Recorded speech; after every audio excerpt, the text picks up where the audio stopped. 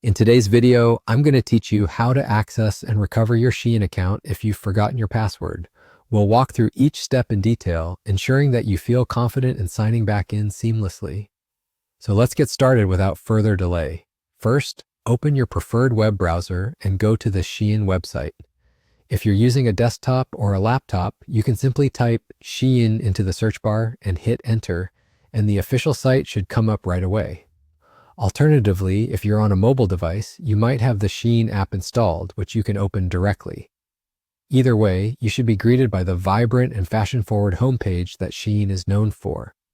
Now let's move on to getting into your account. You'll see an option at the top of the page or within the app that says Sign In/Register. Go ahead and click on that.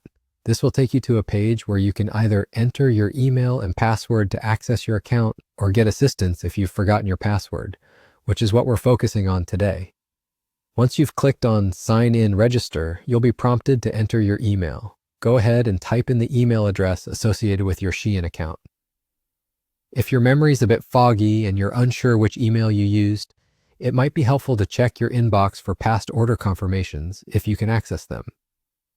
After entering your email, instead of typing your password, click on the Forgot Password link just below the email and password input fields.